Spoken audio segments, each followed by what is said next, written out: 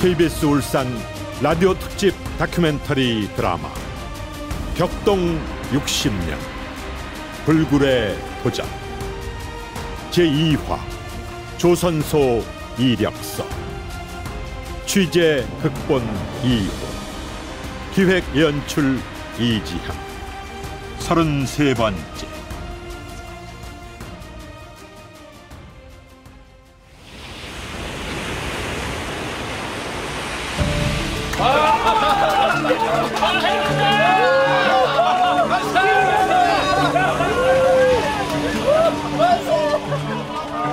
일본의 굴지 조선소 전문 엔지니어와 파견 기술자들이 3개월 이상 공사 기간이 필요하다고 내다본 100만 톤급 제2도크 부흥계를 현대조선 역량으로 16일 만에 복구 완료했다는 것은 모두 기적 같다고 말했다.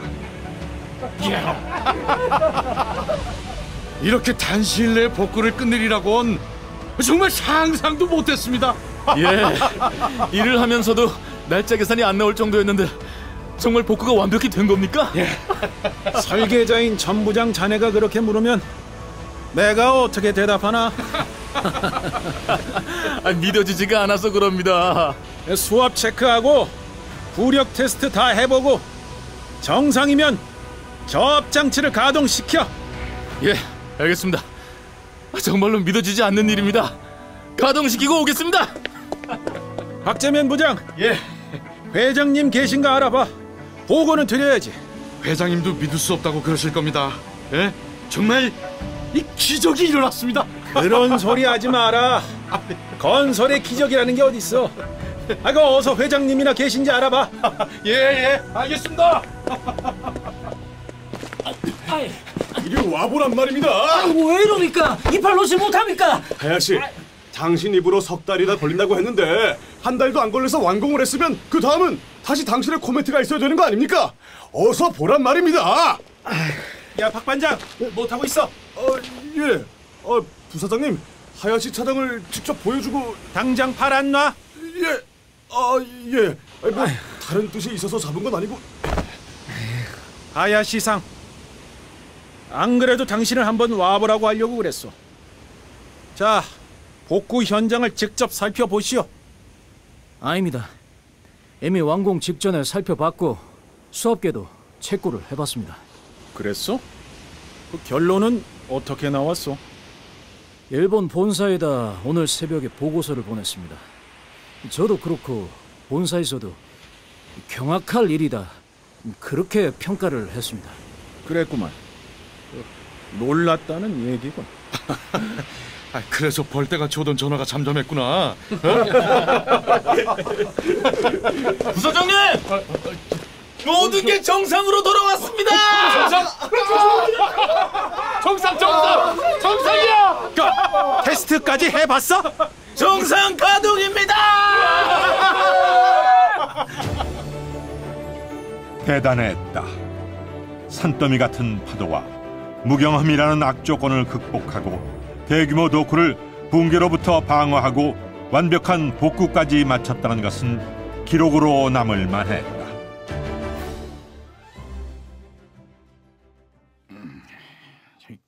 그런데 정말 하자 없이 완공했다는 것이야?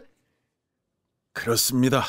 이 사람아, 자네 입으로 한 달이라고 그랬어. 그런데 16일 만에 끝내버렸단 말이야.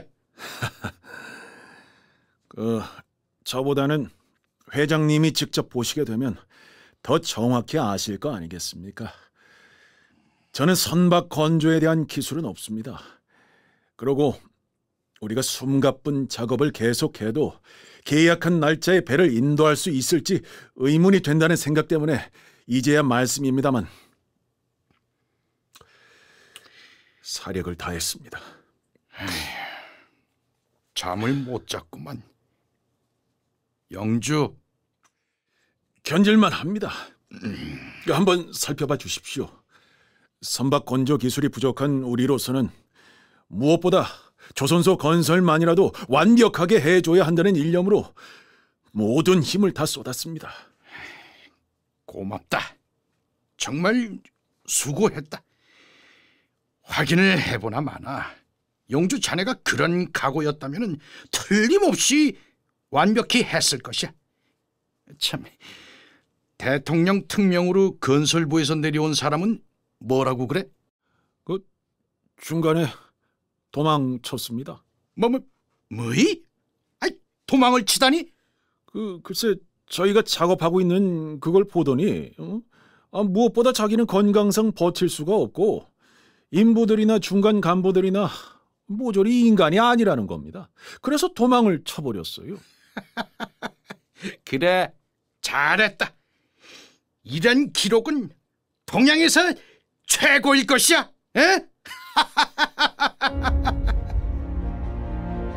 정주영이 울컥했다. 동양 최대의 조선소이며 최대도 그가 물거품만 남기고 사라질 뻔하였던 것이 16일 만에 부활을 한 셈이다.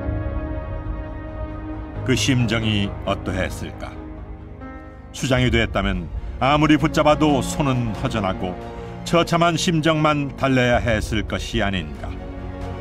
더욱이 이 시절은 대통령이 직접 동양 최대라는 것을 강조하며 그 꿈을 이루고자 했다. 동양 최대라는 말을 얼마나 즐겨 썼던가. 동양 최대를 이루어보는 게 꿈이었다.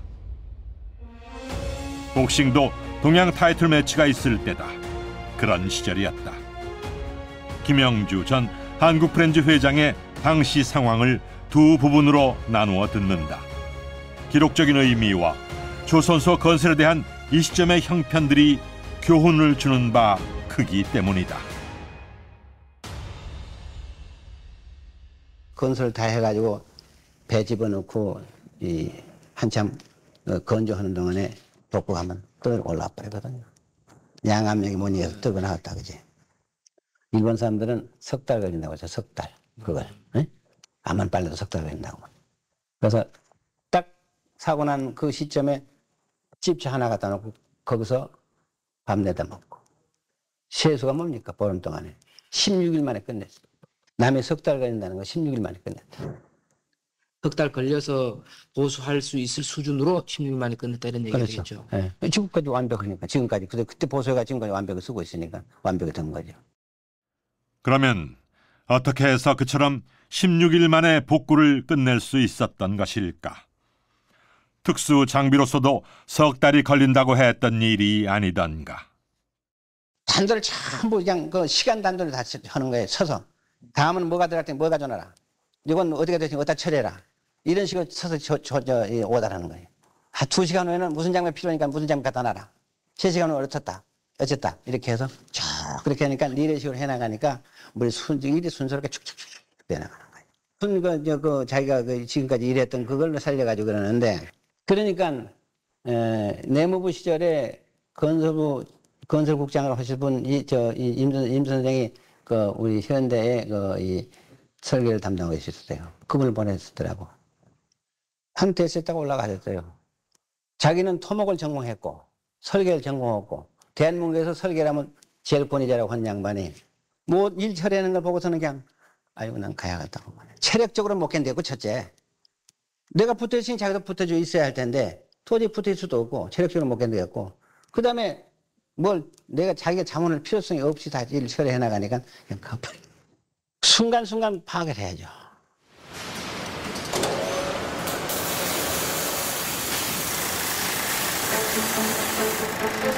마침내 도쿄에 대한 불안이 씻겨지고 25만 9천 톤짜리 초대형 유조선 건조는 다시 스피디하게 진행된다. 4만여 가지의 부품과 자재를 실어 나르는 차량들은 조선소 광장을 지그재그로 누볐고, 그 사이에 제작된 450톤급 골리아스 크레인 2대와 30톤급 지브레인 2대, 그리고 200톤급을 포함한 천정 크레인 65대와 1200여 대의 용접기 등이 쉴 새 없이 엉켜 돌아가는 광경은 그 자체가 최고조의 격전장 같았다. 이제는 제대로 되는 모양이다.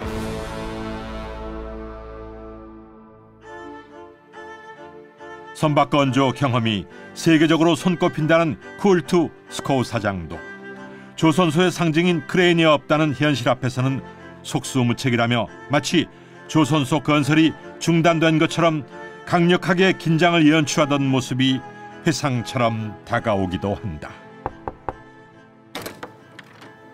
뵙기가 어렵습니다. 스코우 사장이 나한테 할 얘기가 많은 모양이구만. 하고 비 들어오는 걸 보니. 바쁘시니까 결론부터 말씀드리겠습니다. 선박 건조 이대로는 안 됩니다. 내 앞에서 안 된다는 말은 없어. 회장님, 100톤, 200톤 되는 브로커를 뭘로 들어올리고 뭘로 운반해서 킬랭을 합니까? 킬랭은 세계 어느 선박 회사나 가장 엄숙하게 바다의 신을 모신다는 행사입니다. 2호선도 킬랭 잘 되지 않으면 배 실패합니다. 선박에 붙이는 거대한 철판 덩어리. 정식 명칭은 블록이지만 현장에서는 블로크로 통용되는 게 일반적이다. 실정을 아셔야 합니다. 크레인이 제작되기 전에는 킬랭 작업 불가능합니다. 선박 인도 날짜가 있어. 브로크만 옮기면 될 거 아니오? 뭘로 옮깁니까? 크레인이 제작될 때까지 건조 스타트 보류시킵니다. 자칫하면 대형 사고 일어날 수 있습니다. 당신 마음대로 스타트를 보류시켜? 이미 스타트는 된 거요. 회장님, 얘기 끝났어. 그럼 내가 질문을 하지. 스코우 사장 당신은 아직도 직분을 잊고 있는 것 같은데 배를 최단 시일 내에 건조하고 최대한 경비를 절감하고 최고의 품질로 건조해서 발주자한테 인도하는 게 당신한테 맡겨진 책무요. 그런데 뭐 보류를 시켜? 그래서 달성될 수 있겠어? 회장님, 조건 다 갖춰줬다면 보류시킬 이유 없고 내 역할 성공적으로 마칠 수 있을 겁니다. 그렇다면은 당신 같은 유능한 사람이 선각 공장이 완공 단계에 들어갔을 때 곧바로 그 다음은 뭐가 필요하다는 걸 왜 준비시키지 못했어? 예상 못한 게 아니라 아무것도 없었습니다. 크레인 부품이 언제 주문이 됐고 언제 입고가 됐습니까? 예상하고서 기계 파트 둘러보니까 이미 그때는 브로크가 대부분 절단되고 있었는데 크레인 제작 안 되고 있었던 겁니다. 크레인이 없어서 브로크를 못 옮긴다면 내가 옮기겠소. 절대 건조 작업을 보류시키는 건 있을 수 없어요. 이것 봐, 이 실장. 김영주 부사장 연결해. 현장에서 계속 간부들하고 회의 중이랍니다. 차 대기시켜. 젊은 것들이 수두룩한데 킬랭 하나 제대로 할 수 있는 머리통들이 없어 그래. 중역들 죄다 현장에 집결하란다고 그래. 내가 들어옮길 거야.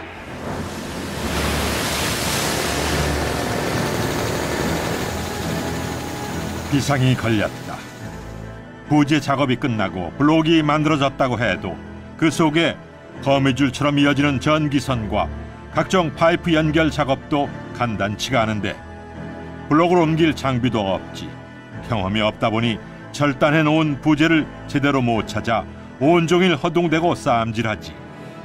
기계 파트는 기계 파트대로, 토목은 토목대로, 건축은 건축대로 속이 타고 혈압만 올라갔지만 정종과 김영주는 전국에 있는 대형 자키와 출혈라가 총동원되는 해프닝을 벌이면서도 결론은 해내는 것이다. 이러한 회고가 스코우 사장과 맞서는 과정에서 추억처럼 눈앞에 떠오르고 있다. 그러나 여전히 현장이 무질서한 것은 사실이었다. 이정일 전 미포조선 사장은 이런 회고를 한다. 선박 건조 과정과 당시 상황을 이해하는 데 도움이 될 것이다. 부재를 자기 번지수로 찾아 넣어주는 걸 배재라고 그러는데요. 배가 이게 나눌 배자예요. 배치한다. 재료를 배치한다. 그래 배재라고 그러는데 이 배재를 제대로 못하다 보니까 잘라놓기는 잘라놨다고 이쪽에서는 하는데 후공정이는 재료가 없거든요. 그러니까 이 후공정이 있는 사람하고 선공정이 있는 사람 노상 싸우는 거죠. 그리고 엔지니어들이 하는 일은 노상 그 재료 찾아다 주는 겁니다. 있다 없다. 왜 잘랐는데 없냐? 그러면 이제 그 위에 직급이 있을 거 아닙니까? 그럼 왜 안 잘랐냐? 분명히 잘랐습니다. 그 잘른 거 어디 갔냐? 갖다 줬습니다. 이쪽에서 못 받았습니다. 노상 싸우는 것이 그 부재 가지고 싸우는 겁니다. 그래서 나중에 이제 급하니까 부재는 없다고 그러니까 새 철판 갖다가 막 잘라 쓰고 그러다 보면 잘라 쓴 놈은 다른 데 가서 이제 방치돼 있고 그럼 그게 남고 그래가지고서 아마 처음에 잘라가지고 방치된 부재만 해도 상당한 돈이 될 겁니다. 그러니까 시행착오죠. 시행착오로 말은. 그래서 이제 그 브로크가 하나씩 되게 되면요.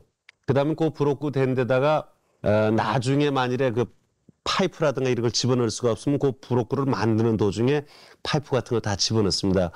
집으로 말하면 골격공사가 이렇게 올라가서 이런데 그 콘크리트를 칠 때 그 안에 전기 케이블이라든가 이런 거 들어갈 거 있으면 미리 다 집어넣지 않습니까? 그런 식으로 해가지고 하나 브로크가 이제 운반할 수 있는 중량 예를 들면 막 50톤에서부터 100톤이면 100톤, 150톤까지 이렇게 해가지고 브로크를 하나씩 이렇게 자릅니다.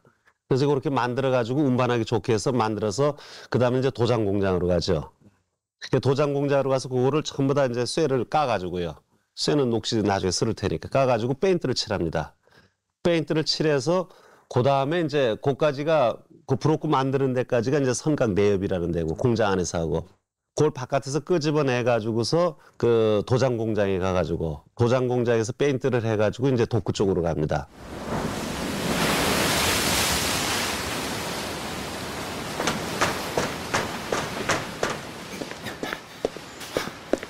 여기 계셨습니까? 아, 전 부장. 이제 도크는 중병 걸릴 일 없이 잘 되고 있지? 배가 건조를 끝내는 것과 동시에 도크들을 똑같이 완공시켜야 되니까 여기나 저희나 죽을 지경입니다. 토목 파트하고 건설 파트에서는 배 좀 천천히 만들었으면 좋겠습니다. 그쪽 토목 파트들은 솔직히 그런 심정이겠지. 이게 무슨 소리냐 하면 이해를 돕기 위해 설명을 덧붙인다. 울산 조선소의 경우 조선소 건설 사상 유례가 없는 도전을 했다. 즉 원칙은 도크를 완공한 다음에 그 도크 속에서 배를 건조하는 것으로 돼 있다. 그런데 한정된 공사 기간과 배를 인도하는 계약 날짜가 짧기 때문에 도크 공사와 선박 건조를 동시에 시작해 동시에 끝내도록 공정을 짠 것이다. 그래서 배가 완성되면 그 시점에 도크도 완성시켜 물을 집어넣고 배를 띄워 바다로 몰아낸다는 그런 아이디어를 시도했던 것이다. 그러니 도크 만드는 쪽에서는 배 좀 천천히 만들었으면 하겠지. 그러니까요. 그 건조하는 저희 쪽을 원망 많이 하겠는데요. 원망이고 뭐고 걱정입니다 지금. 예? 부사장님이 호출 받고 가셨습니다. 무엇이? 어디로? 왜? 74년 6월 28일에 선박 명명식을 갖기로 하셨답니다. 예? 뭐야?